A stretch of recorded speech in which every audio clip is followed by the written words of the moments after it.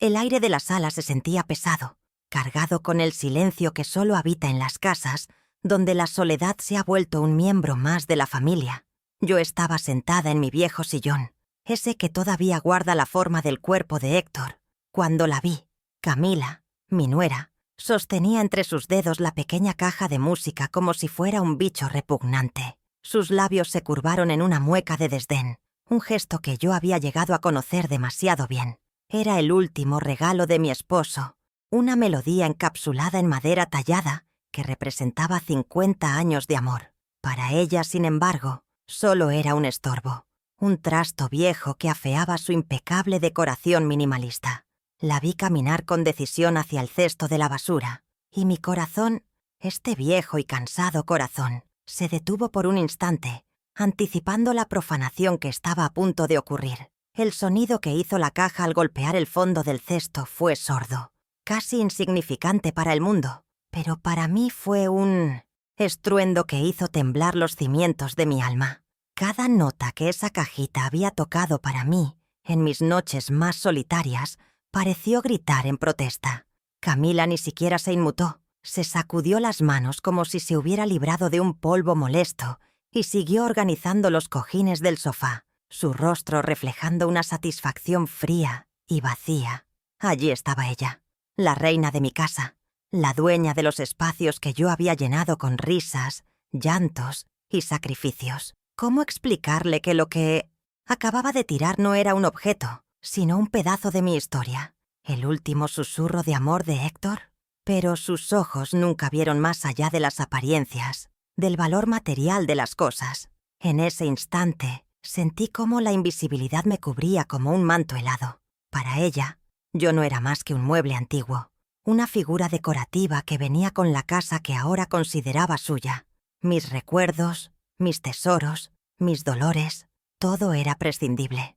El dolor que me atravesó fue agudo y profundo, una mezcla de tristeza y rabia impotente que me dejó sin aliento. Me quedé inmóvil, observándola desde mi rincón, sintiendo cómo las lágrimas quemaban mis ojos sin atreverse a caer.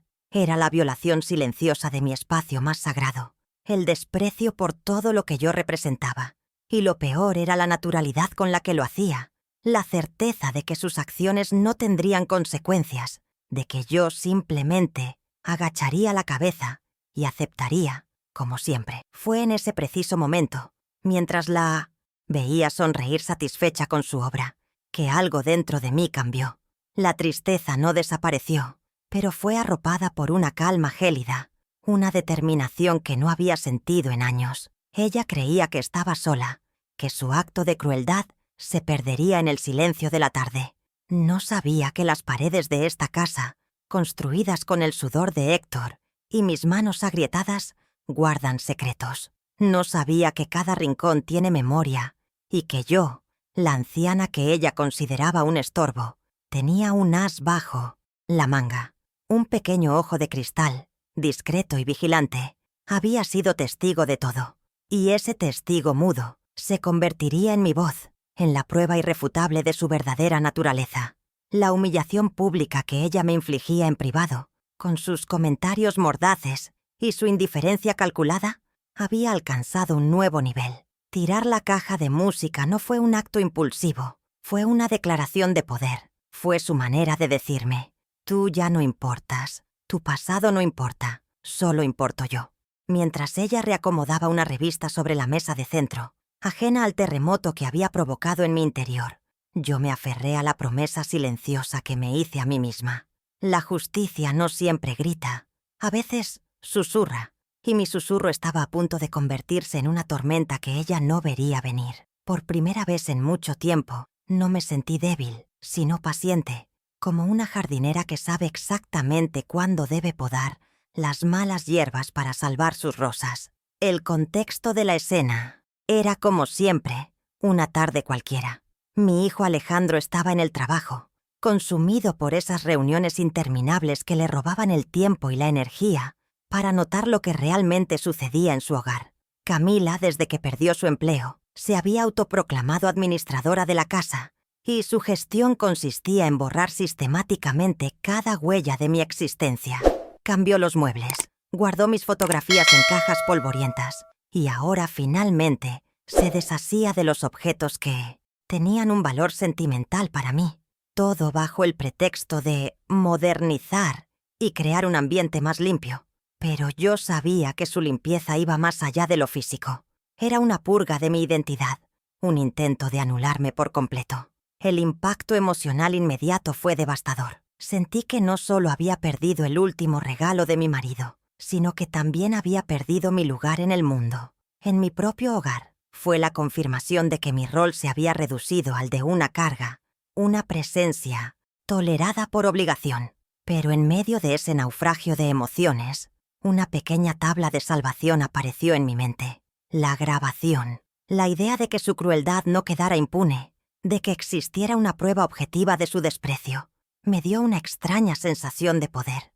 Era un secreto que yo guardaba, un arma que aún no sabía cómo usar, pero cuya existencia me devolvía una pizca de la dignidad que ella intentaba arrebatarme a diario. Ella no tenía idea, por supuesto, mientras se miraba las uñas, probablemente planeando su próxima compra online o el menú de la cena, yo estaba tejiendo en mi mente el principio de un plan que no nacería de la venganza, sino de la necesidad de justicia, una justicia silenciosa, como el amor de Héctor, que no necesitaba de grandes aspavientos para ser real y profundo.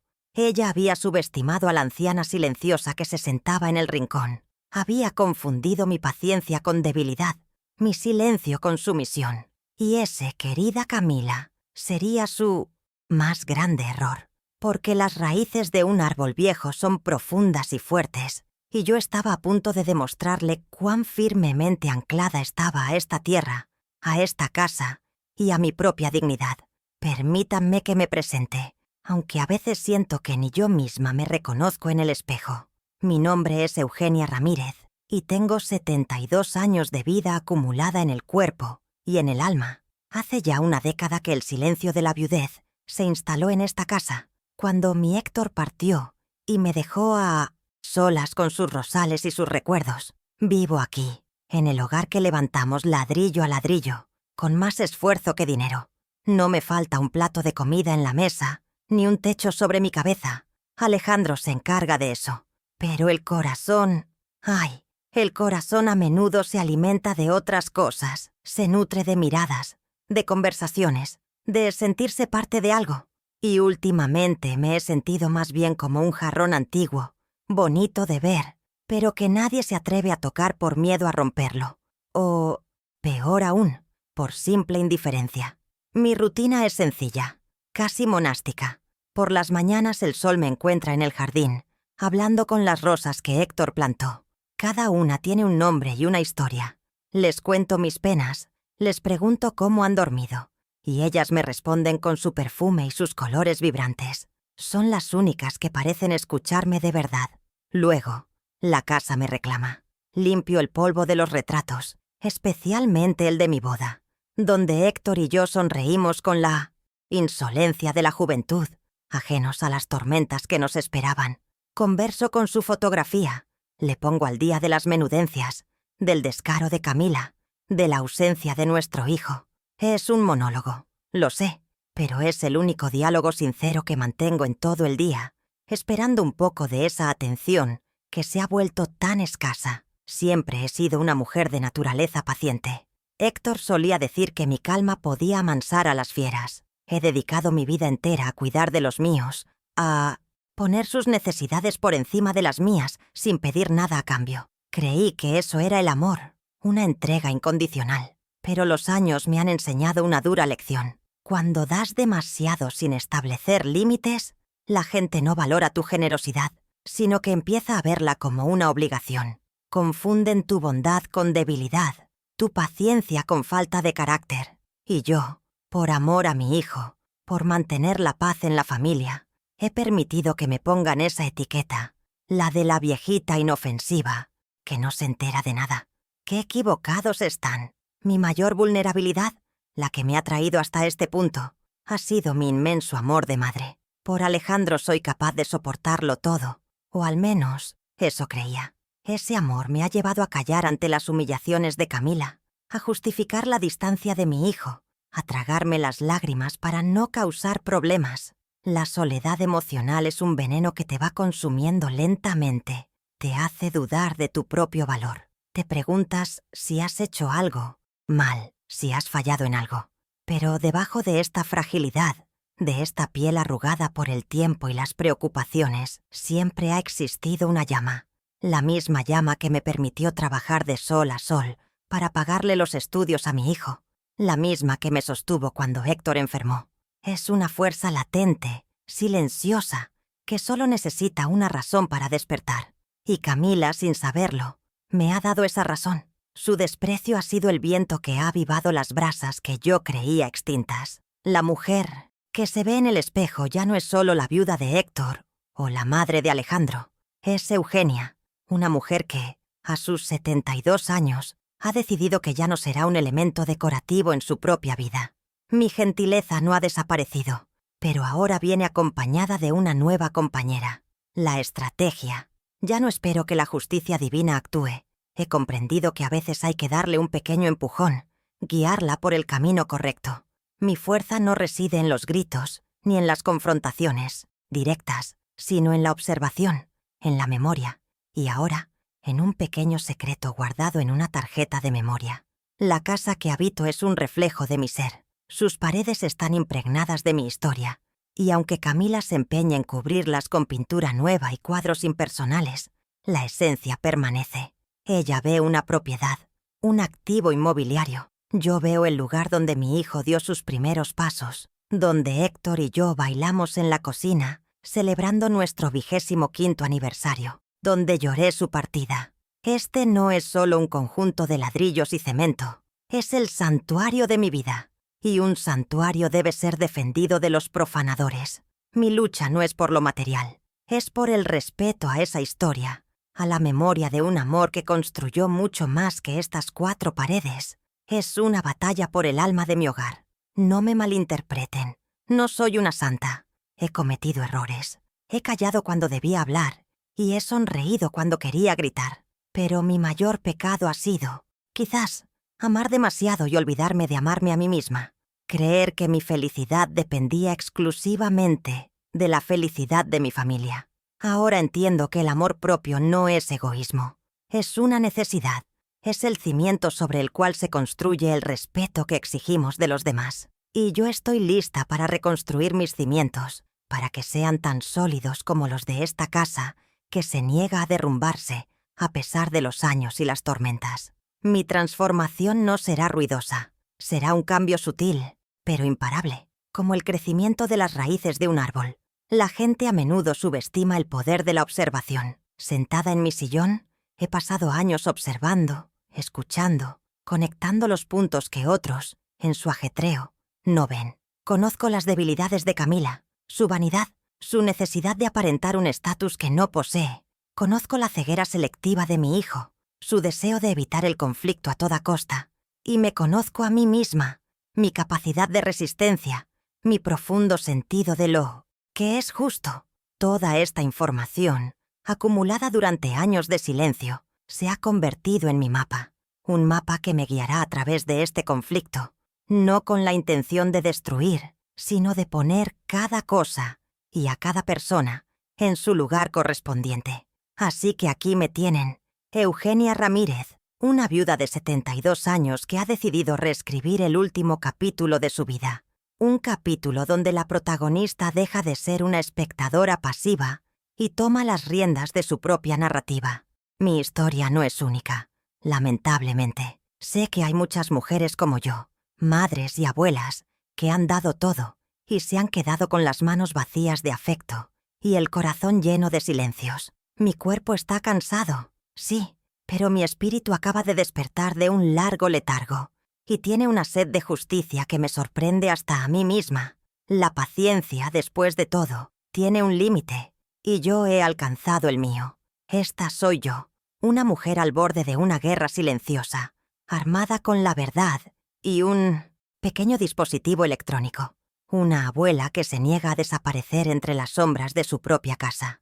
Una leona que ha despertado para proteger lo único que le queda, su dignidad, y el legado de amor que construyó junto a su esposo.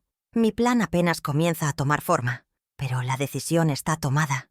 Ya no habrá más lágrimas en secreto ni suspiros de resignación. Es hora de que las máscaras caigan y de que el respeto vuelva a ocupar el lugar de honor en esta familia, aunque para ello tenga que sacudir los cimientos de la mentira sobre los que se ha construido la felicidad de algunos. ¿Y tú? ¿Qué habrías hecho en mi lugar? ¿Habrías seguido soportando en silencio o habrías buscado la manera de recuperar tu dignidad? Cuéntamelo en los comentarios, me encantaría leerte. Solo tengo un hijo, mi Alejandro. Es un buen hombre, de eso no me cabe duda. Tiene el corazón noble de su padre y una dedicación al trabajo que a veces me asusta. Se desvive por darnos una buena vida, por asegurarse de que no nos falte nada material. Sin embargo, en su afán por construir un imperio de cemento y acero como ingeniero, ha descuidado los cimientos de su propio hogar. Nuestra relación es cariñosa, sí, pero superficial. Nos damos un beso en la mejilla por la mañana, un que descanses por la noche, pero las conversaciones profundas, esas que nutren el alma, se perdieron en algún punto del camino. Él está tan consumido por sus responsabilidades que no ve, o quizás no quiere ver, la guerra fría que se libra en su propia casa. Y en el centro de esa guerra se encuentra ella, Camila, mi nuera. A sus 42 años, es una mujer cuya belleza exterior contrasta dolorosamente con la aridez de su mundo interior. Su vida gira en torno a las apariencias, a proyectar una imagen de éxito y lujo que, en el fondo, es frágil como el cristal. Me ve a mí, a la madre de su esposo, no como un familiar, sino como un obstáculo, un recordatorio viviente de un pasado humilde que ella se esfuerza por borrar. Soy el mueble viejo que no combina con su decoración de revista, el ancla que le impide navegar a toda vela hacia la alta sociedad con la que tanto sueña. Su ambición es su motor y su veneno, y en su camino no tiene reparos en pisotear a quien se interponga, incluso si esa persona le dio al hombre que le provee de todo. Nuestra relación no siempre fue tan gélida. Al principio, cuando Alejandro la trajo a casa, había una cordialidad forzada, un intento de ambas partes por mantener la paz. Ella era más sutil en sus desplantes, los disfrazaba de sugerencias o de críticas constructivas. «Eugenia, ese mantel ya está muy pasado de moda, ¿no crees? Oh, quizás deberíamos guardar estas fotos. Ocupan mucho espacio». Eran pequeños alfilerazos, pinchazos constantes que yo ignoraba en nombre de la armonía familiar. Pero todo cambió drásticamente hace un par de años, cuando perdió su prestigioso empleo en una agencia de marketing. Esa pérdida fue un golpe directo a su ego, a su identidad, y su frustración necesitaba un blanco fácil donde desahogarse. Y ese blanco, por desgracia, fui yo. Desde que está en casa a tiempo completo, su desprecio se ha vuelto descarado, casi un deporte diario. Ya no hay sutilezas. Su papel de administradora del hogar le ha otorgado un poder que ejerce con tiranía. Controla lo que como, critica mi forma de vestir, se queja del ruido que hago al caminar. Ha creado una atmósfera de tensión constante, donde yo me siento como una intrusa en mi propio refugio. El descarte de la caja de música de Héctor no fue un hecho aislado. Fue la culminación de una larga campaña de desgaste psicológico. Fue su forma de reafirmar su dominio, de demostrar que en esa casa sus deseos y su voluntad están por encima de mis sentimientos y de mi historia. Y Alejandro, mi pobre y ciego Alejandro, solo ve a una esposa estresada que se preocupa por el orden. La principal motivación de Camila es, en una palabra, el estatus. Necesita desesperadamente la validación externa, el aplauso de una sociedad que valora más el tener que el ser. Cree firmemente que la felicidad se compra y se exhibe. Su matrimonio con Alejandro fue, en gran medida, un movimiento estratégico en su tablero personal. Él le proporcionaba la estabilidad económica y el apellido que ella necesitaba para ascender. Mi presencia, con mis costumbres sencillas y mi apego al pasado, contamina esa imagen de perfección que intenta vender al mundo. Eliminarme, o al menos anularme, es para ella una necesidad vital para poder construir su fantasía de una vida perfecta y envidiable. sin las incómodas raíces de la humildad. Recuerdo un episodio, poco después de que dejara de trabajar, que marcó un antes y un después. Era mi cumpleaños, y como cada año, yo quería preparar mi famoso mole, la receta de mi madre. Camila se opuso rotundamente. «De ninguna manera, Eugenia. El olor impregnará toda la casa por días. Además, es una comida muy pesada y grasosa. Ya he encargado catering de un restaurante de fusión japonesa. Es mucho más chic», lo dijo delante de Alejandro, quien simplemente se encogió de hombros y dijo: «Mamá, déjala que se encargue.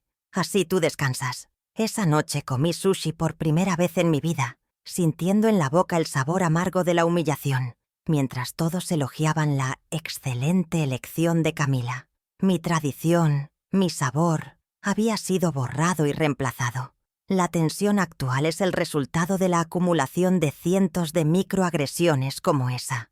Cada comentario, sarcástico, cada gesto de impaciencia, cada decisión tomada sin consultarme, ha ido erosionando mi espíritu como el agua desgasta la piedra. He visto cómo ha ido aislando a Alejandro de sus viejos amigos, aquellos que conocían sus orígenes humildes, reemplazándolos por una nueva corte de aduladores superficiales. Ella no solo quiere controlar la casa, quiere controlar la narrativa completa de nuestra familia, reescribirla a su antojo, eliminando los capítulos que no le favorecen. Y yo soy el A100, capítulo más grande y molesto que se niega a ser arrancado del libro. Así es mi entorno familiar. Un hijo ausente, atrapado en su propia burbuja de trabajo y negación, y una nuera que es la arquitecta de mi miseria cotidiana. No hay nietos corriendo por la casa. Camila decidió hace mucho que los hijos arruinarían su figura y su carrera. Una decisión que mi hijo aceptó con la misma pasividad con la que acepta todo lo demás. Así que somos solo nosotros tres, en esta casa grande y silenciosa, jugando nuestros roles en un drama que nadie se atreve a nombrar en voz alta.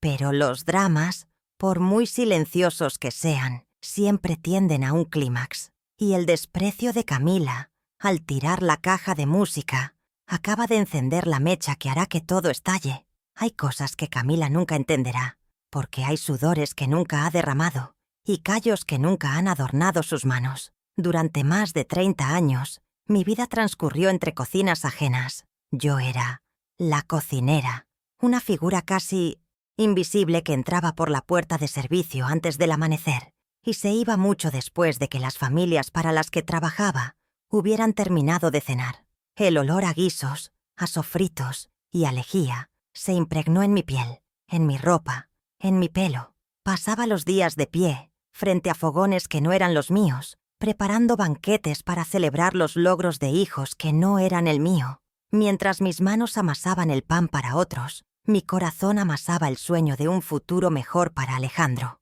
Un futuro donde él no tuviera que servir a nadie, sino ser el arquitecto de su propio destino. Mi Héctor, mi valiente Héctor, llegaba a casa cada noche con el cuerpo cubierto de polvo y el cansancio tallado en cada arruga de su rostro. Era operario en la construcción, uno de esos hombres anónimos que levantan los edificios donde otros vivirán sus vidas de lujo. Sus manos, ásperas como la lija, eran el testimonio de su sacrificio diario. Recuerdo cómo se las curaba por la noche con ungüentos, quejándose en voz baja para no despertarme, aunque yo siempre fingía estar dormida para no herir su orgullo. Juntos, formábamos un ejército de dos. Él luchaba contra el cemento y las varillas de acero bajo un sol inclemente, y yo combatía el hambre y las exigencias de mis patrones. No teníamos lujos, ni vacaciones, ni cenas en restaurantes. Cada céntimo que ganábamos tenía un solo propósito: la educación de Alejandro. Renunciamos a todo lo que se considera una vida normal. Nuestros muebles eran viejos, heredados o reparados 1000 veces. Mi único vestido bueno fue el que usé para la graduación de mi hijo, y lo había cosido yo misma. Mientras otras parejas salían a cenar o al cine, Héctor y yo nos sentábamos en la cocina con un lápiz y un cuaderno, haciendo cuentas, estirando cada peso hasta el límite. Veíamos cómo nuestro hijo crecía, cómo se convertía en un joven brillante, y ese era nuestro único y más grande placer. Cada libro que comprábamos para él era una fiesta. Cada nota sobresaliente que traía de la escuela era nuestra medalla de honor. Sacrificamos nuestro presente, lo hipotecamos sin dudarlo, a cambio de la promesa de su futuro. No nos arrepentimos ni un solo día. La Universidad de Ingeniería era cara, un sueño que parecía inalcanzable para una cocinera y un obrero. Pero nuestra determinación era más grande que cualquier obstáculo. Héctor tomó turnos dobles, trabajando incluso los fines de semana. Yo empecé a vender postres y conservas a las vecinas, robándole horas al sueño para poder generar un ingreso extra. Fueron años de agotamiento extremo, de vivir al límite de nuestras fuerzas. Fueron las economías de toda una vida de privaciones, el dinero guardado debajo del colchón, el fruto de miles de horas de sudor y esfuerzo, lo que pagó esa matrícula. Cada diploma, cada título que Alejandro ostenta hoy en su lujosa oficina, está cimentado sobre las espaldas cansadas de sus padres, un sacrificio que él parece haber olvidado y que Camila, por supuesto, desconoce por completo. Y aquí yace la ironía más cruel de mi historia. La estabilidad financiera que hoy permite a Camila comprar bolsos de diseñador y planear viajes exóticos, esa misma estabilidad que ostenta con tanta arrogancia, fue construida con el dinero que ahorramos al no comprarnos ropa nueva, al comer lentejas 3 veces por semana, al remendar los zapatos hasta que ya no daban más de sí. Ella se pasea por esta casa, mi casa, criticando su antigüedad, sin tener la más mínima idea de que cada ladrillo fue pagado con la salud y la juventud de los 2 seres que le dieron todo al hombre que hoy es su esposo. Su desprecio por mi pasado es un insulto directo a la memoria de Héctor y a la historia de amor y sacrificio que nos trajo hasta aquí. Recuerdo una vez, Alejandro necesitaba un libro de cálculo carísimo para un examen final. Esa semana, el sueldo de Héctor y el mío apenas alcanzaba para la comida. Vi la angustia en los ojos de mi esposo. Esa misma tarde, sin decirle nada, fui a una casa de empeños y dejé allí la única joya que tenía, una delgada cadena de oro que me había regalado mi madre. Nunca se lo dije a nadie. Cuando Héctor vio el libro sobre la mesa, sus ojos se llenaron de lágrimas y me abrazó tan fuerte que pensé que me rompería. No preguntó de dónde había salido el dinero. Sabía que yo, al igual que él, era capaz de cualquier cosa por nuestro hijo. Esos son los cimientos de esta familia, secretos silenciosos de amor y renuncia. Hoy veo a Camila quejarse porque su nuevo teléfono móvil no es del color que ella quería, o porque el restaurante donde cenaron anoche no cumplió con sus altísimas expectativas. La escucho hablar de sus problemas y una risa amarga pugna por salir de mi garganta. ¿Qué sabe ella de problemas reales? ¿Qué sabe de tener que elegir entre pagar la factura de la luz o comprar las medicinas para la tos de tu hijo? Su mundo es una burbuja de frivolidad, financiada por un esfuerzo que ella es incapaz de comprender. Y lo más doloroso es que ha logrado arrastrar a mi hijo a esa burbuja, haciéndole olvidar el verdadero costo de la vida que ahora disfruta. El contraste entre lo que dimos y lo que recibo a cambio es un abismo que me parte el alma cada día.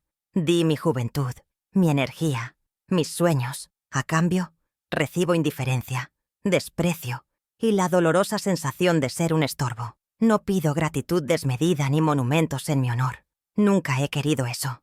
Mi único anhelo era envejecer en paz, rodeada del cariño de mi hijo, sintiendo que mi sacrificio había valido la pena, no solo para su éxito profesional, sino para su calidad humana. Pero parece que en el camino al éxito, Alejandro perdió una parte fundamental de sí mismo, la memoria de dónde viene. He pasado noches enteras en vela, preguntándome en qué momento se torció todo. ¿Fue mi culpa por no exigir más? ¿Por darlo todo sin condiciones?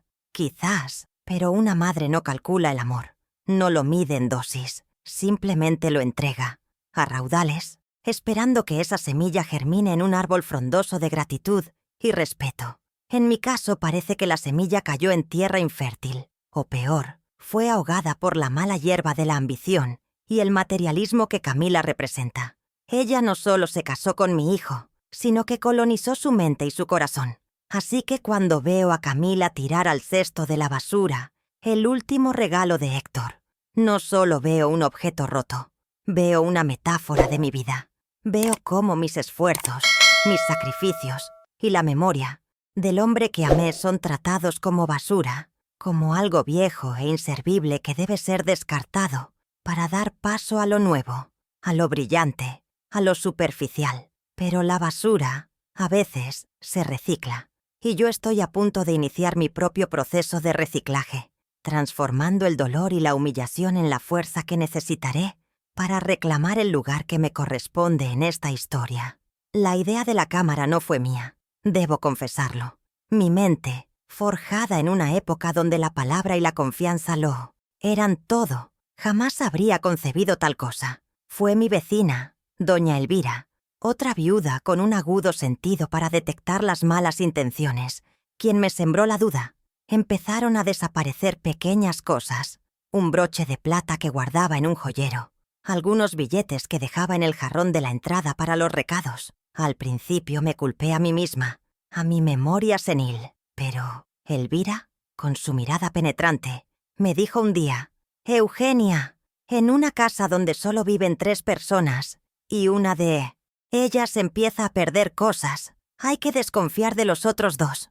Aconsejada por ella, y con el corazón encogido por la vergüenza, compré esa pequeña cámara, camuflada en un portarretratos digital, que ahora muestra fotos de un Alejandro sonriente, ajeno a que su propia imagen es la guardiana de la verdad. Instalarla fue uno de los actos más tristes de mi vida. Sentí que estaba profanando mi propio hogar, introduciendo la desconfianza en el único lugar del mundo donde debería sentirme segura. Pero una parte de mí, esa intuición que rara vez me falla, sabía que era necesario. No esperaba descubrir una traición tan grande, tan cargada de simbolismo. Pensé que quizás confirmaría el hurto de unos pocos pesos, no que sería testigo del asesinato de un recuerdo. La grabación del desprecio de Camila hacia la caja de música fue una revelación brutal, pero también se convirtió en mi ancla. Era la prueba tangible de que mi malestar no era una invención de mi vejez, de que el desprecio era real, calculado y cruel. Ese pequeño ojo de cristal, comprado con recelo, se había transformado en mi aliado más poderoso, el testigo silencioso que hablaría por mí cuando llegara el momento. Pero hay un secreto aún más profundo, un arma mucho más poderosa que una simple grabación de video, un recurso oculto que yace dormido en el fondo de un viejo baúl de madera, junto a las cartas de amor de Héctor y el primer par de zapatos de Alejandro. Es la escritura de esta casa. Camila vive bajo la cómoda ilusión de que este inmueble es propiedad de su marido, parte del patrimonio conyugal sobre el que ella ya teje planes de remodelaciones y futuras ventas. Alejandro mismo, en su despiste, probablemente cree que la casa es de ambos, una herencia natural de sus padres. Ambos ignoran la última voluntad de un hombre precavido que conocía bien el mundo y a las personas que lo habitan. Héctor, mi sabio llamado Héctor, siempre se preocupó por mi porvenir. El día que yo falte, Eugenia, me decía, mientras sostenía mis manos, tú serás la única reina de este castillo que construimos. Nadie, ni siquiera nuestro propio hijo, podrá quitarte el techo que te ganaste con tu sudor. Años antes de enfermar, y sin que yo lo supiera del todo, él había puesto todo en orden con un viejo amigo abogado. La casa, legalmente, está a mi nombre. Soy la única y absoluta propietaria. Además, su testamento, redactado con una claridad meridiana, refuerza esa voluntad, especificando que la propiedad es mía, en minefciencies, su totalidad como un derecho vitalicio, un regalo para garantizar mi seguridad y mi paz en los últimos años de mi vida. Este documento es el verdadero legado de mi esposo. No es un legado de riqueza material, sino de protección, de amor visionario. Es la última muralla que construyó para defenderme, incluso desde el más allá. Durante años guardé esos papeles sin darles mayor importancia, como un recuerdo más de su amor. Pero después de ver la grabación, después de sentir la humillación en carne propia, bajé al sótano, abrí el baúl y con manos temblorosas volví a leer cada cláusula. Y mientras leía, Sentía cómo el poder regresaba a mi cuerpo. No era el poder de la venganza, sino el poder de la justicia, el poder de la verdad documentada, en papel sellado y firmado. Camila había tirado una caja de música. Yo tenía en mis manos el documento que podía tirar por la borda todo su proyecto de vida. Así que ahora tengo 2 ases en la manga. Uno es digital, una imagen fría y reveladora de la crueldad de mi nuera. El otro es de papel y tinta, un testamento del amor y la previsión de mi marido. Aún no sé exactamente cómo voy a jugar esta partida. Mi instinto me dice que debo ser paciente, esperar el momento adecuado, el escenario perfecto donde la verdad pueda brillar con toda su fuerza, sin dejar lugar a dudas ni a manipulaciones. Camila está tan segura de su posición, tan cómoda en su rol de nueva señora de la casa, que no sospecha nada. Sigue moviendo los muebles, planeando sus fiestas, ignorando que el suelo que pisa con tanta arrogancia no le pertenece en absoluto. Y esa ceguera, esa soberbia, será su perdición. Los días que siguieron al incidente de la caja de música fueron como una lenta y agónica tortura. La crueldad de Camila, lejos de aplacarse, pareció encontrar un nuevo impulso, como si, al no haber sido descubierta, se sintiera con la libertad de intensificar su asedio. El primer ataque fue dirigido a mi jardín, a mis rosas. Una mañana, al salir, encontré el rosal Héctor's Embrace, el más antiguo y querido, con el tallo principal partido, sus flores moribundas esparcidas por la tierra. Camila estaba a su lado, con una regadera en la mano y una expresión de falsa inocencia. «Ay, Eugenia, qué torpe soy». Tropecé y caí justo encima. «Con lo bonito que era», dijo, sin una pizca de verdadero arrepentimiento en su voz. Yo sabía que no había sido un accidente. Sus zapatos de tacón no eran para tropezar en el jardín. Fue un acto deliberado, un mensaje claro. También puedo destruir lo que está vivo. Una semana después, la humillación se trasladó del ámbito privado al público. Camila había invitado a un par de amigas a tomar el té, mujeres tan superficiales y enjolladas como ella. Yo pasé por la sala para ir a mi habitación y una de ellas preguntó, con curiosidad, quién era yo. Escuché la respuesta de Camila, clara y cortante, como el filo de un cuchillo. «Oh, es la señora que nos ayuda en casa. Lleva muchos años con la familia». El aire se me heló en los pulmones. Me detuve en seco, oculta tras la puerta. ¿La señora que ayuda en casa? En un instante, me despojó de mi identidad, de mi rol de madre y matriarca, reduciéndome a la categoría de empleada doméstica en el hogar que yo misma había construido. Tuve que apretar los puños y respirar hondo para no salir y desmentir su mentira. El silencio, en ese momento, fue mi escudo y mi estrategia. El siguiente paso en su plan fue aislarme. Empezó a interceptar las pocas llamadas que mi hijo me hacía. Si el teléfono sonaba y ella estaba cerca, se apresuraba a contestar. Escuchaba su voz melosa. «Hola, mi amor. Sí, todo bien por aquí. ¿Tu mamá? Ay, ahora está descansando. Tuvo una noche un poco regular. No te preocupes, yo le doy tu recado». Y por supuesto, el recado nunca llegaba. Cuando yo intentaba llamar a Alejandro a su oficina, ella siempre encontraba una excusa para interrumpir, para decirle que su padre lo necesitaba para algo urgente. Poco a poco, fue construyendo un muro de silencio entre mi hijo y yo, haciéndole creer que yo estaba cada vez más ausente, más débil, mientras la realidad era que ella me estaba amordazando y secuestrando mi voz. El desprecio se hizo aún más patente durante los preparativos del cumpleaños de Alejandro. Camila decidió organizar una gran fiesta, un evento social para lucirse. Me excluyó de cada decisión de una forma ostentosa y deliberada. Hablaba por teléfono con proveedores de catering, decoradores y músicos, siempre asegurándose de que yo estuviera presente para escucharla. Si yo osaba hacer una sugerencia, como preparar el pastel favorito de mi hijo, ella me cortaba con una sonrisa condescendiente. «Gracias por la intención, Eugenia, pero esto es algo más sofisticado. No te preocupes, tú solo tienes que ponerte guapa y disfrutar. Son cosas modernas, no las entenderías». Me trataba como a una niña, a una anciana senil cuya opinión era irrelevante. Estaba convirtiendo la celebración de la vida de mi hijo en un monumento a su propio ego. La manipulación se tornó entonces más siniestra. Empezó a sembrar en la mente de Alejandro la idea de que mi salud mental se estaba deteriorando. Lo hacía con sutileza, con comentarios aparentemente preocupados. «Alejandro, estoy un poco inquieta con tu mamá. El otro día la encontré hablando sola en el jardín y se le olvidan las cosas constantemente. El médico dijo que es normal a su edad, pero quizás deberíamos empezar a pensar en un lugar más adecuado para ella, donde la puedan cuidar profesionales». Cada palabra era una dosis de veneno. La amenaza de un asilo de ancianos, el destierro definitivo de mi hogar, empezó a flotar en el aire.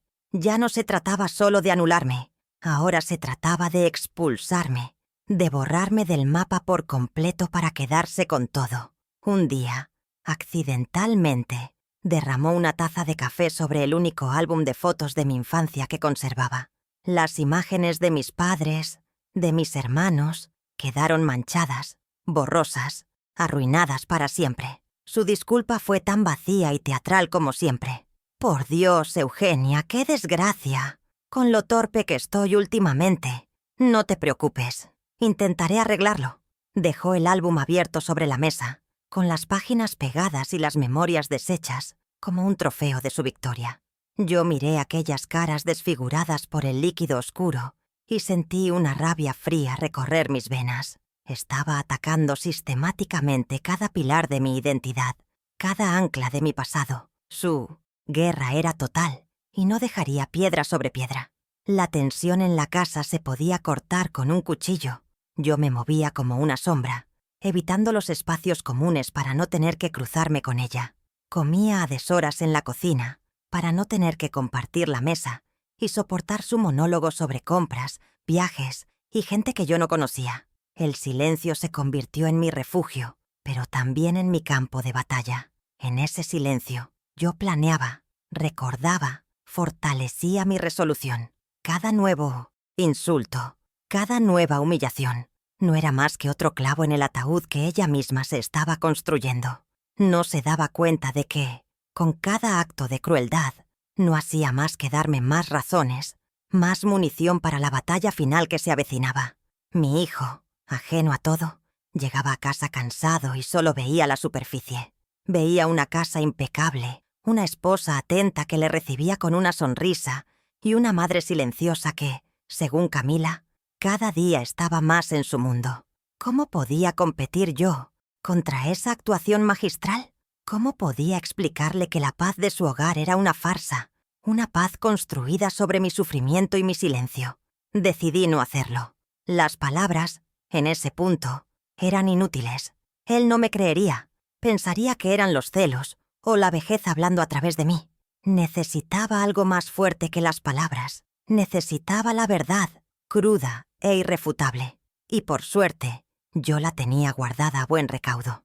Hubo una tarde en que me enfrentó directamente en la cocina. Yo estaba preparando un té de manzanilla para calmar mis nervios. Ella entró y, apoyándose en el marco de la puerta, me dijo con una voz que pretendía ser dulce: «Eugenia, sé que los cambios son difíciles a tu edad, pero tienes que entender que esta es mi casa ahora. Yo tomo las decisiones.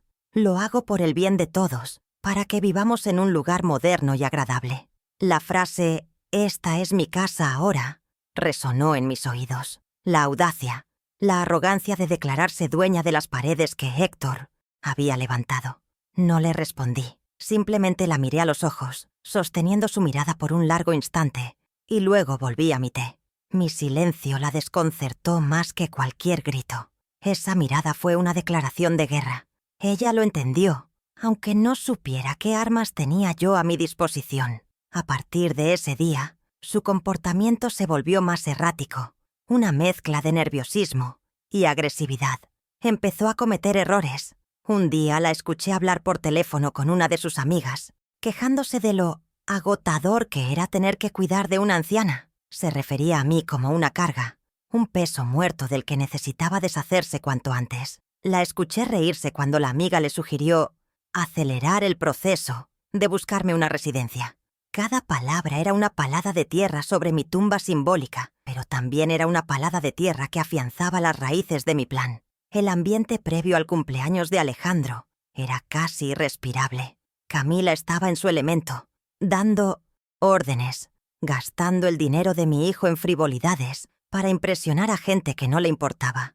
Yo, por mi parte, me convertí en una observadora silenciosa. Registraba cada detalle, cada comentario despectivo, cada mirada de suficiencia. Alimentaba mi determinación con su soberbia. El dolor no había desaparecido. Seguía ahí, en un rincón de mi pecho, pero ahora estaba acompañado de una certeza absoluta. Sabía lo que tenía que hacer. Sabía que la fiesta de cumpleaños que ella estaba planeando con tanto esmero para su lucimiento personal se convertiría, sin que ella lo sospechara, en el escenario de su propia caída. En privado, yo también hacía mis propios preparativos. Hice una llamada, una sola llamada a un viejo amigo de la familia, un hombre de leyes jubilado, pero con la mente más lúcida que he conocido. Le conté todo, con la voz entrecortada por la emoción contenida durante tanto tiempo. Le hablé de la caja de música, de las humillaciones, de la amenaza del asilo, y le hablé de los papeles que Héctor me había dejado.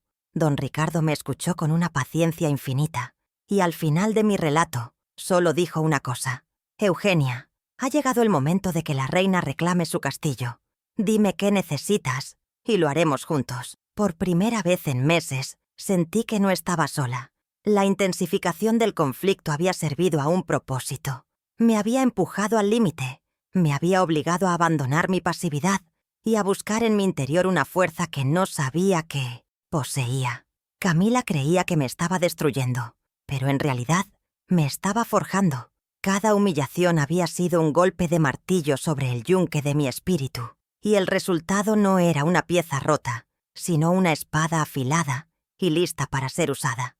Ella estaba tan ocupada admirando su reflejo en la superficie del estanque que no se daba cuenta de las corrientes profundas que estaban a punto de arrastrarla. Y así, mientras ella elegía el color de las servilletas y el sabor del champán, yo preparaba el verdadero plato fuerte de la fiesta. Una dosis de realidad servida en bandeja de plata. Una realidad documentada, irrefutable y, para ella, devastadora. La cuenta atrás había comenzado. La tensión había llegado a su punto más alto y, como toda cuerda que se estira demasiado, estaba a punto de romperse. Y el estallido, yo me aseguraría de ello, sería público, ruidoso y, sobre todo, justo. El punto de ruptura no fue un grito, ni un portazo, ni un plato roto. Fue un susurro. El susurro de Camila al teléfono, conspirando con mi hijo sobre mi futuro, sobre mi exilio. Yo estaba en mi cuarto, remendando uno de los manteles de mi madre, cuando escuché su voz a través de la puerta entreabierta. «Alejandro, tenemos que ser prácticos. Tu mamá necesita cuidados que no podemos darle aquí. He visto un lugar precioso, con jardines y enfermeras 24 horas. Sería lo mejor para ella». Escuché la pausa, el silencio de mi hijo al otro lado de la línea, una vacilación que me dolió más que las propias palabras de Camila. Y luego su respuesta débil: «Déjame pensarlo, Cam. Hablaremos luego». En ese instante, algo dentro de mí se quebró y se reacomodó en una nueva forma, más dura, más fría, inquebrantable. La Eugenia que imploraba amor en silencio murió en esa silla, con la aguja a medio camino en la tela. En su lugar, nació otra mujer, una que ya no esperaba nada de nadie. La esperanza de que mi hijo abriera los ojos, de que Camila cambiara, se desvaneció por completo, dejándome con la claridad desoladora de la verdad. Estaba sola en esto, y si quería sobrevivir, si quería morir en mi cama, en mi casa, rodeada de mis recuerdos, tendría que luchar. Dejé el mantel a un lado, me levanté y me miré en el espejo. Las lágrimas que esperaba ver no estaban allí. Mis ojos estaban secos, brillantes, con una determinación que no reconocía. Ya no había tristeza, solo una calma glaciar. La decisión estaba tomada. No se trataba de vengarme, se trataba de sobrevivir, se trataba de reclamar mi derecho a existir con dignidad en el espacio que me pertenecía por derecho y por sudor. Fue entonces cuando tomé el teléfono y marqué el número de don Ricardo, el viejo amigo de Héctor, nuestro abogado de toda la vida. Mi voz no tembló. Le expuse la situación con una precisión que me sorprendió a mí misma, sin adornos ni sentimentalismos. No le pedí consejo, le di instrucciones. «Ricardo», le dije, «necesito que prepares todos los documentos que confirman mi propiedad sobre la casa. Quiero una copia compulsada de la escritura y del testamento de Héctor. Y quiero que estés presente en la fiesta de cumpleaños de Alejandro el próximo sábado. Serás mi invitado de honor». Hubo un silencio al otro lado, y luego su voz, grave y llena de afecto. «Cuenta con ello, Eugenia. Héctor estaría orgulloso de ti». Colgué el teléfono sintiendo que la primera pieza de mi ajedrez silencioso acababa de ser movida. Mi comportamiento hacia Camila cambió de la noche a la mañana, pero de una forma que ella no supo interpretar. Dejé de evitarla. Empecé a tratarla con una pulcritud exquisita, una amabilidad distante y formal que la desconcertaba. Le daba los buenos días con una sonrisa serena. Le preguntaba si necesitaba ayuda con los preparativos de la fiesta. Le agradecía la comida con una cortesía estudiada. Mi sumisión silenciosa se había transformado en una política impenetrable. Ella, que se alimentaba de mis reacciones, de mi tristeza visible, se encontró de repente ante un muro de calma. La veía observarme, intentando descifrar mi cambio de actitud, buscando una fisura en mi nueva armadura. Pero no la encontró. Estaba demasiado ocupada en su propio juego como para darse cuenta de que las reglas del mío habían cambiado. El plan comenzó a tomar forma en mi mente con una lucidez asombrosa. El cumpleaños de Alejandro, el evento que Camila había diseñado como su coronación social, sería el escenario perfecto. Era un ambiente público, lleno de testigos, el lugar ideal para desenmascararla sin que pudiera recurrir a la manipulación emocional de un enfrentamiento privado. Necesitaba dos elementos clave: la prueba de su crueldad y la prueba de mi poder. La grabación de la cámara era mi evidencia, el golpe emocional. La escritura de la casa era mi autoridad, el golpe legal. Juntos, serían un ataque coordinado e imparable. Pasé horas en mi habitación, ensayando mentalmente la secuencia de los hechos, anticipando las reacciones, preparando mis palabras. No dejaría nada al azar. Comencé a preparar mis propias contribuciones para la fiesta. Le dije a Camila que quería proyectar un pequeño vídeo con fotos antiguas como homenaje a mi hijo. Ella, encantada con la idea de añadir un toque emotivo y quedar como una nuera considerada, aceptó de inmediato. «Qué buena idea, Eugenia. Me encargo yo. Pásame las fotos y yo monto un vídeo precioso con música y todo». Le entregué una selección de fotos de la infancia de Alejandro en una memoria USB, pero en esa misma memoria, en una carpeta oculta, se encontraba el archivo de vídeo de la cámara de seguridad, rebautizado con un nombre inocente: Sorpresa Final .mp4. El cebo estaba puesto. Ella misma, en su afán de protagonismo, sería la encargada de proyectar su propia condena. Internamente me sentía como una actriz preparándose para el papel de su vida. El miedo que me había paralizado durante tanto tiempo se había transformado en una energía vibrante, casi eléctrica. Por las noches, en lugar de llorar, repasaba los detalles de mi estrategia. Hablaba con la foto de Héctor, no para pedirle ayuda, sino para informarle. «No te preocupes, mi amor. Voy a defender nuestro hogar. Voy a defender tu memoria. Voy a hacer lo correcto». Sentía su aprobación en el silencio de la habitación. Ya no era una víctima a la espera de un rescate. Era la general de mi propio ejército. Un ejército de una sola mujer, pero armada con la verdad, la ley y un amor propio recién descubierto. Mi ruptura silenciosa fue, en 1900, esencia, un acto de autoafirmación. Fue el momento en que dejé de definirme por mi relación con los demás. La esposa de Héctor, la madre de Alejandro, la suegra de Camila, y empecé a definirme por mí misma. Eugenia Ramírez, propietaria de mi casa, de mi vida y de mi destino.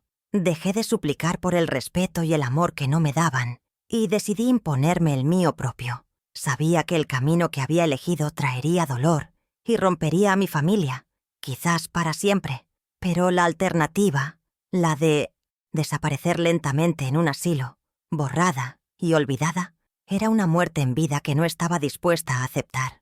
La paz a cualquier precio es la paz de los cementerios, y yo, a mis 72 años, estaba más viva que nunca. Mi primera pequeña victoria llegó 3 días antes de la fiesta, y tuvo el rostro amable y la espalda recta de don Ricardo. Siguiendo mi plan, se presentó en la casa sin previo aviso, justo a la hora en que sabía que Camila estaría sola conmigo. Ella le abrió la puerta, con una sonrisa forzada, claramente fastidiada por la interrupción. La cara se le transformó cuando don Ricardo, ignorándola casi por completo, fijó sus ojos en mí y exclamó con una voz sonora que retumbó en toda la sala: «Doña Eugenia, qué alegría verla. La encuentro espléndida, como siempre. Y qué magnífica sigue esta casa que usted y Héctor levantaron con tanto esmero».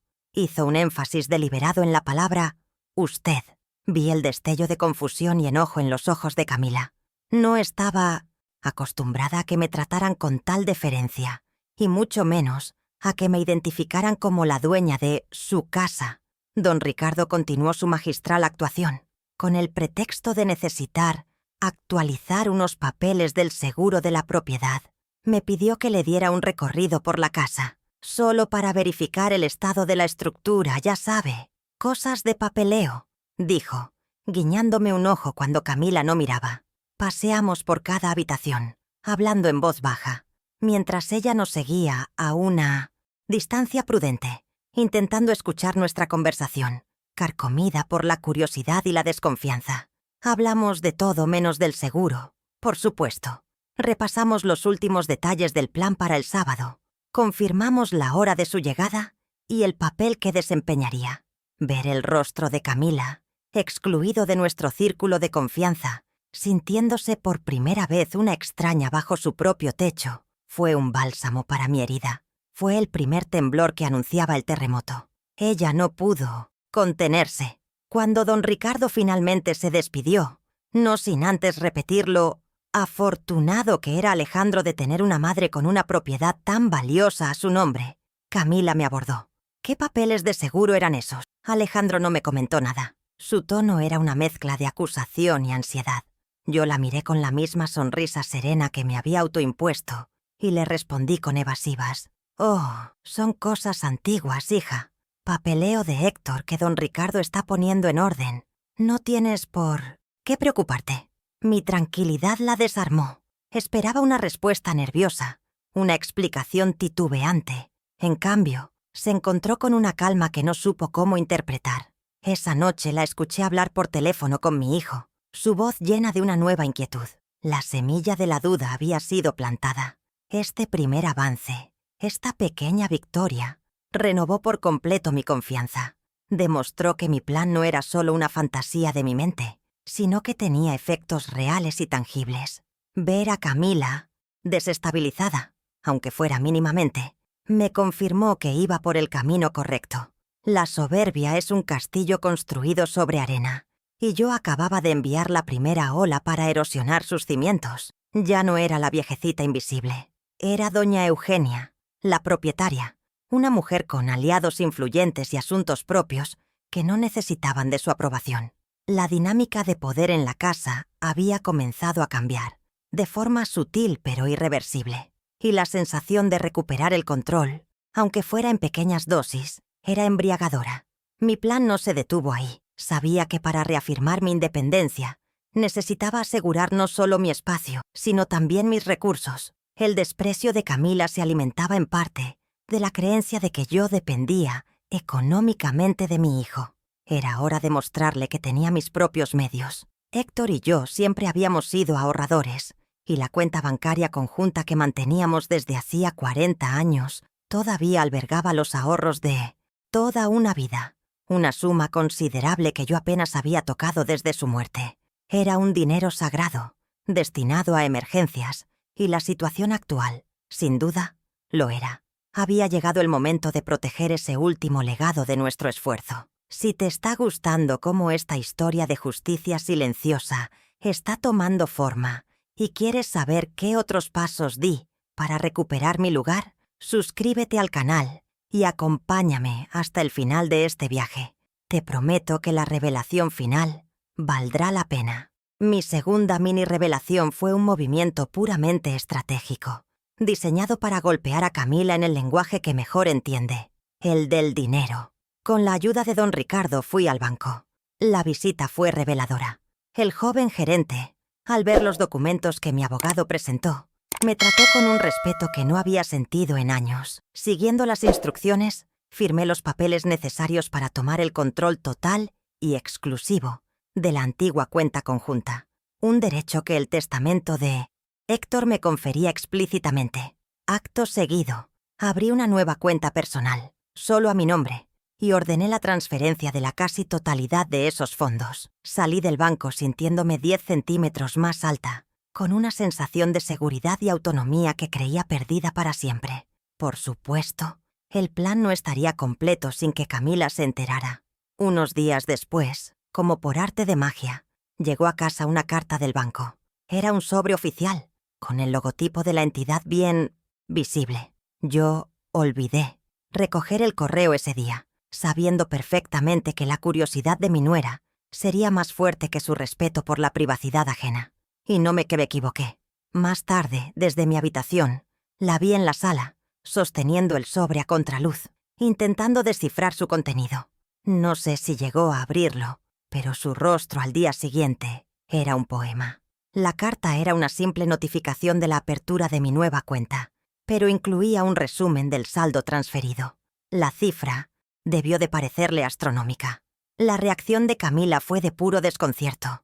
De repente, la anciana senil y dependiente tenía una cuenta bancaria personal con una cantidad de dinero que probablemente superaba lo que ella había ganado en años. No entendía de dónde había salido ese dinero. ¿Cómo lo había gestionado yo sola? Su mundo, donde yo era una figura insignificante y sin recursos, se estaba desmoronando. Empezó a mirarme de otra manera, con una mezcla de recelo y una nueva y extraña forma de respeto. El respeto que ella solo sentía por el poder y el dinero. No me dijo nada, por supuesto. Admitir que había hurgado en mi correo sería admitir su bajeza, pero su silencio estaba cargado de preguntas sin respuesta. Y eso era exactamente lo que yo quería. Estas dos pequeñas victorias, la visita del abogado y la revelación de mi independencia financiera, fueron cruciales. No solo me devolvieron la confianza y me mostraron que mi plan estaba funcionando, sino que también prepararon el terreno para el clímax. Desestabilizaron a mi adversaria, llenándola de dudas y obligándola a cuestionar todas las suposiciones que tenía sobre mí. Yo ya no era una variable predecible en su ecuación. Me había convertido en una incógnita, en un factor sorpresa que amenazaba con arruinar sus cálculos. Y mientras ella intentaba resolver este nuevo rompecabezas, yo daba los toques finales a la jugada maestra que la dejaría en jaque mate. La atmósfera en los días previos a la fiesta era eléctrica. Camila se movía por la casa con una energía nerviosa, alternando entre su habitual arrogancia y momentos de extraña contemplación, en los que la sorprendía mirándome fijamente, como si intentara ver a través de mi máscara de serenidad. Yo, por mi parte, me mantenía en mi papel, cuidaba mis rosas, leía mis libros y sonreía con una amabilidad que sabía que la volvía loca. El tablero estaba listo, las piezas estaban en su sitio, solo faltaba que llegara el rey, mi hijo, para presenciar la caída de su reina. La tensión crecía con cada hora que pasaba, y yo la saboreaba, porque era la tensión que precede a la tormenta que limpiará el aire de una vez por todas. La noche de la fiesta llegó, y la casa se transformó en un escenario para la vanidad de Camila. Luces tenues, música jazz de fondo, camareros sirviendo copas de un vino carísimo, y un murmullo constante de risas falsas y conversaciones vacías. Ella se movía entre los invitados, la anfitriona perfecta, recibiendo halagos por su exquisito gusto. Mi hijo Alejandro, a su lado, sonreía, feliz por la celebración, ajeno a la tormenta que estaba a punto de desatarse.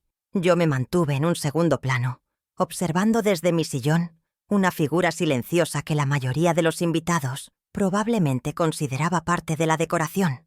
Esperé con una paciencia infinita, la misma paciencia con la que había soportado años de humillaciones, sabiendo que mi momento El momento de la verdad estaba a solo unos minutos de distancia. Cuando los discursos de felicitación terminaron y el ambiente estaba en su punto más álgido de autocomplacencia, me levanté. Caminé lentamente hacia el centro de la sala y con una voz clara que silenció las conversaciones, dije: «Si me permiten un momento, me gustaría compartir con todos ustedes un pequeño homenaje para mi hijo». Todas las miradas se volvieron hacia mí. Vi la sonrisa condescendiente de Camila, quien rápidamente tomó el control. «Claro que sí, Eugenia. ¡Qué detalle! Más bonito. Yo misma he preparado el vídeo con las fotos que me diste». Tomó el control remoto del proyector con un gesto de suficiencia, anunciando a todos: «Ahora veremos una pequeña sorpresa que su madre ha preparado con mucho cariño». No tenía idea de cuán acertada y, a la vez, cuán equivocada estaba. La proyección comenzó. En la gran pantalla del televisor aparecieron las imágenes que yo había seleccionado.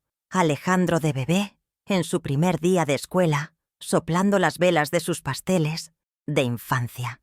La música era suave, nostálgica. Los invitados sonreían con ternura. Mi hijo me miró con los ojos empañados por la emoción y me lanzó un beso al aire. Camila se hinchó de orgullo, creyéndose la artífice de ese momento familiar perfecto. Dejé que la escena se desarrollara, que la sensación de calidez y amor familiar impregnara la habitación, creando el contraste más agudo posible para lo que vendría a continuación. El telón de la farsa estaba a punto de caer y ella misma lo estaba sosteniendo. Y entonces, justo cuando una foto de su graduación se desvanecía, la pantalla se quedó en negro por un segundo. La música sentimental se cortó abruptamente. Un silencio expectante llenó la sala. Y luego, una nueva imagen apareció, granulada, desde un ángulo fijo. Era la sala de estar, nuestra sala, pero vista desde el portarretratos. Y allí estaba ella, Camila, sosteniendo la caja de música de Héctor con una mueca de asco. El audio, nítido y claro, capturó el sonido de sus pasos, el suspiro de fastidio y el golpe sordo y definitivo del objeto al caer en el cesto de la basura. El vídeo continuó, mostrándola mientras se sacudía las manos con satisfacción, ajena a que su acto de crueldad estaba siendo inmortalizado para siempre. El silencio que siguió fue absoluto, denso, pesado como una lápida. Nadie respiraba. Los rostros de los invitados eran un mosaico de incredulidad, vergüenza y horror. Las sonrisas se habían congelado. Las copas se detuvieron a medio camino de los labios. Vi cómo las miradas iban de la pantalla a la cara de Camila, que había perdido todo su color, transformándose en una máscara de pánico y negación. Alejandro estaba paralizado, sus ojos fijos en la pantalla, su mandíbula apretada. Podía ver la maquinaria de su mente trabajando a toda velocidad, conectando los puntos, reinterpretando años de silencio de su madre a la luz de esa verdad cruda y brutal. La humillación de Camila no fue un grito, fue un silencio colectivo que la juzgó y la condenó sin una sola palabra. Antes de que pudiera balbucear una excusa, antes de que pudiera inventar una mentira para intentar salvarse, una voz firme y autorizada cortó la tensión. «Si me lo permiten, creo que este es un momento oportuno para aclarar otro asunto». Don Ricardo se había levantado de su asiento y caminaba hacia el centro de la sala, sosteniendo una carpeta de cuero. Todos los ojos se volvieron hacia él. Camila lo miró como si vieras un fantasma. Él se detuvo a mi lado. Me puso una mano tranquilizadora en el hombro y, dirigiéndose a todos los presentes, pero con la mirada fija en mi nuera, dijo: «Ha habido una confusión considerable sobre la titularidad de esta propiedad. Una confusión que creo necesario disipar esta misma noche». Abrió la carpeta y extrajo un documento oficial. «Tengo aquí», continuó, su voz resonando con la autoridad de la ley, «una copia compulsada de la escritura de esta casa. Una propiedad registrada legalmente a nombre de su única y legítima dueña, la señora Eugenia Ramírez». Hizo una pausa dramática, permitiendo que la información calara en la mente de todos. Luego, sacó un segundo documento. «Y tengo también el testamento del señor Héctor Ramírez, que en su cláusula cuarta establece de forma inequívoca que la totalidad de este inmueble, así como sus bienes, son de usufructo exclusivo y vitalicio de su esposa, para garantizar su paz y su seguridad. El segundo golpe fue aún más devastador que el primero. No solo era cruel, era una impostora en una casa que no le pertenecía. El rostro de Camila era la imagen misma de la derrota. La máscara de sofisticación se había hecho añicos, revelando la codicia y la malicia que se escondían debajo. Miró a Alejandro, buscando ayuda, pero mi hijo ni siquiera la miraba a ella. Me miraba a mí, con una expresión de profundo arrepentimiento y una vergüenza que lo consumía. Los murmullos entre los invitados comenzaron a crecer, una ola de juicios y comentarios que sellaron el destierro social de Camila. Su fiesta de coronación se había convertido en su ejecución pública. Había sido desenmascarada, despojada de su poder y humillada frente al mismo público, al que tan desesperadamente había intentado impresionar. Con toda la calma que pude reunir, tomé la palabra por última vez esa noche. No levanté la voz, no necesité hacerlo. Mi autoridad recién restaurada llenaba la habitación. «Les pido disculpas por este momento tan incómodo», dije dirigiéndome a los invitados. «Pero hay verdades que no pueden permanecer ocultas. Esta casa se construyó con 2 ingredientes, amor y respeto. Durante un tiempo, esos ingredientes se perdieron». Hice una pausa y miré directamente a Camila. «A partir de esta noche, las reglas vuelven a ser las de antes. Quien no pueda vivir bajo ellas sabe dónde está la puerta». Mis palabras, aunque suaves, fueron una sentencia inapelable. El clímax había terminado. No con gritos, sino con la exposición implacable de la verdad. La combinación del vídeo y los documentos legales no había dejado lugar a dudas ni a réplicas.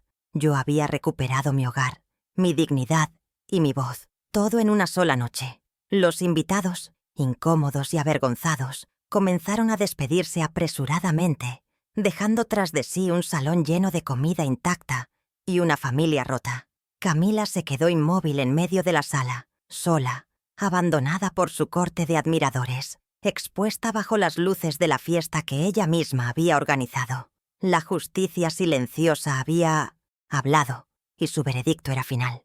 Una vez que el último invitado se hubo marchado, la casa quedó sumida en un silencio abrumador, un vacío que contrastaba con el bullicio de hacía apenas una hora. Camila seguía de pie en medio de la sala, como una estatua de sal, su rostro desfigurado por la humillación. Alejandro, que había permanecido mudo y pálido durante todo el desenlace, finalmente se movió. No le gritó, no la insultó. Se acercó a ella y le habló con una voz tan baja y rota que apenas pude oírla. «Coge tus cosas, Camila, las más importantes. Mañana enviaré el resto a casa de tus padres. Te vas de esta casa, ahora mismo». No fue una petición, fue una orden dictada con la autoridad de un juez que ha emitido un veredicto final.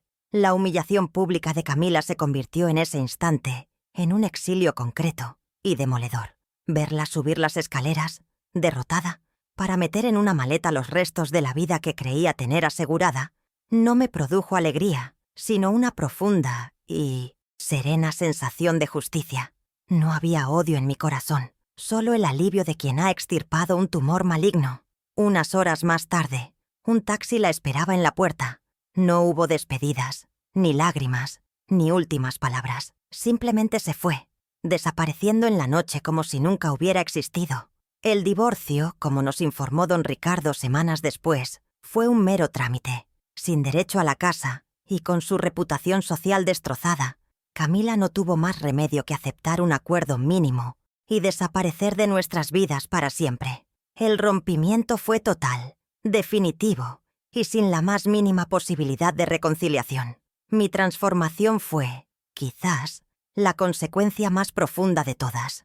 La mujer temerosa y pasiva que se escondía en los rincones de su propia casa se desvaneció esa noche.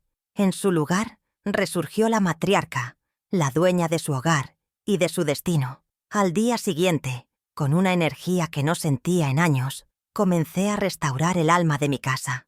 Bajé del desván las cajas polvorientas y volví a colocar cada fotografía de Héctor, cada recuerdo, en su lugar de honor. El sillón de mi esposo volvió a su sitio predilecto junto a la ventana. La casa volvió a respirar, a oler a mis guisos y al perfume de mis rosas. Dejé de ser una figura decorativa para convertirme en el corazón palpitante de mi hogar, gobernando no con tiranía, sino con la dignidad y el amor que siempre debieron reinar. La relación con mi hijo entró en un lento y doloroso proceso de reconstrucción. La vergüenza lo consumía. Durante días, apenas se atrevió a mirarme a los ojos. Finalmente, una tarde, se sentó frente a mí en la cocina y con lágrimas que no intentó ocultar, me pidió perdón. Perdóname, mamá, por mi ceguera, por mi cobardía, por haber permitido que sufrieras en silencio. Te he fallado. Fue un perdón sincero, nacido del dolor y del arrepentimiento. No fue un borrón y cuenta nueva. Fue el primer ladrillo para reconstruir nuestra relación sobre unos cimientos nuevos, basados ya no en la obligación, sino en un profundo respeto y una admiración que yo no sabía que él sentía por mí. Mi nueva vida se llenó de una paz que ya había olvidado.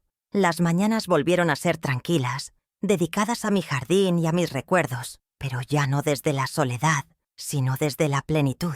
Alejandro empezó a pasar más tiempo en casa, no por obligación, sino por elección. Cenábamos juntos cada noche y hablábamos de verdad. Le conté historias de su padre que nunca antes había oído. Él me contaba sobre su trabajo, sus preocupaciones, sus sueños. Estábamos redescubriéndonos, sanando las heridas que la indiferencia y la manipulación habían causado. El respeto mutuo se convirtió en el nuevo lenguaje de nuestra familia. Las pérdidas de Camila fueron absolutas, tanto concretas como simbólicas. Perdió un hogar, un estatus social y la seguridad económica que tanto valoraba. Pero su mayor pérdida fue la del respeto. Se convirtió en el ejemplo de lo que no se debe ser. Una historia de advertencia entre el círculo de amistades que tanto se había esforzado por cultivar. Su castillo de apariencias se había derrumbado, dejándola sola entre las ruinas de su propia arrogancia. No sé qué fue de ella, y la verdad es que no me interesa saberlo. Mi energía estaba ahora enfocada en construir, no en mirar hacia los escombros del pasado. Mi condición de espíritu cambió radicalmente. La sensación de ser una carga desapareció, reemplazada por un fuerte sentido de mi propio valor. Aprendí que la dignidad no es algo que te dan, es algo que reclamas cuando intentan arrebatártela. Me convertí en la prueba viviente de que nunca es tarde para defender lo que es justo, para poner límites, para exigir el respeto que merecemos. Mi vejez dejó de ser un sinónimo de fragilidad para convertirse en un símbolo de sabiduría y resiliencia. Encontré una nueva fuerza en mi autonomía, una felicidad serena en el simple acto de ser yo misma, sin miedo y sin disculpas, en mi propio hogar. El desfecho de esta historia no es de venganza, sino de equilibrio restaurado. Cada pieza volvió a su lugar. La mentira fue expuesta, la verdad prevaleció, y las consecuencias fueron una lección para todos. Mi relación con Alejandro, aunque marcada por la cicatriz del pasado, se volvió más fuerte y sincera que nunca. Aprendimos que el amor sin respeto es una casa sin cimientos, destinada a derrumbarse, y nuestra casa, ahora purificada, se mantenía en pie, más sólida que nunca, protegiendo a una familia reducida en número, pero inmensamente más rica en lo que de verdad importa: la dignidad, el respeto y la gratitud. Si algo he aprendido en este último y convulso capítulo de mi vida, es que la dignidad es como el aire. No la valoras hasta que te falta, y sin ella te asfixias lentamente. El respeto a nuestros mayores no es una simple cortesía, es el pilar que sostiene el techo de cualquier familia. Son las raíces que nutren el árbol. Cuando una generación olvida honrar a la que vino antes, cuando confunde la vejez con la inutilidad, corta sus propias raíces y condena al árbol entero a secarse, por muy frondosas que parezcan sus ramas. Mi historia es un humilde recordatorio de que el amor debe ir siempre de la mano del respeto, pues un amor que humilla o que ignora no es amor. Es una jaula dorada de la que debemos encontrar el coraje para escapar, aunque nos duela romper los barrotes. El verdadero valor de una vida no se mide por las posesiones que acumulamos, ni por el estatus que proyectamos al mundo. Se mide por la gratitud que somos capaces de sentir y demostrar hacia aquellos que se sacrificaron para que nosotros tuviéramos un futuro. Cada comodidad que disfrutamos Cada oportunidad que tenemos es a menudo el fruto del sudor y las renuncias de quienes nos precedieron. Olvidar esto es la peor de las pobrezas, una pobreza de espíritu que ninguna riqueza material puede remediar. Camila, en su ceguera, creía que el valor estaba en las cosas que se pueden comprar, sin entender que el patrimonio más grande que mi hijo y yo poseíamos era la memoria de un hombre que nos enseñó a construir la vida con las manos y el corazón, no con el dinero. La justicia no siempre es ruidosa. A veces no llega con truenos y relámpagos, sino como una llovizna fina que, con el tiempo, es capaz de erosionar la roca más dura de la arrogancia. No necesité gritar para ser escuchada. No necesité la venganza para encontrar la paz. Solo necesité la verdad, la sabiduría, para esperar el momento oportuno y el coraje para defender mi honor con las armas de la ley y la razón. La justicia, incluso cuando parece tardar una eternidad, siempre encuentra un camino para manifestarse cuando no renunciamos a ella. Mi batalla silenciosa demuestra que la fuerza más grande no reside en la agresión, sino en la resiliencia serena de quien sabe que está del lado correcto de la historia. Así que a ti, que has tenido la paciencia de escuchar el relato de esta anciana, quiero dejarte con una última reflexión. Nunca permitas que nadie te haga sentir invisible o insignificante, no importa la edad que tengas o la posición que ocupes. Tu historia tiene valor, tus recuerdos son tesoros y tu dignidad no es negociable. Aprende a poner límites con amor, pero con firmeza. Riega tus raíces de amor propio, porque solo así podrás florecer y dar sombra a los que vendrán. Y recuerda siempre que una casa es mucho más que 4 paredes. Es un legado, y ese legado merece ser defendido con la ferocidad de una leona que protege a sus cachorros. Mi nombre es Eugenia Ramírez, y a mis 72 años he vuelto a ser la reina de mi castillo. Un castillo construido no con piedra, sino con amor, sacrificio y ahora con una justicia dulce y reconfortante. Espero que mi historia te sirva, no como un cuento de rencor, sino como un faro de esperanza. La esperanza de que, sin importar cuán oscura parezca la noche, siempre hay una manera de encender una luz y encontrar el camino de regreso a casa. A ti mismo, si mi historia ha tocado tu corazón, compártela. A veces, el eco de una experiencia puede dar la fuerza que otra persona necesita para empezar su propia batalla silenciosa. Gracias por acompañarme.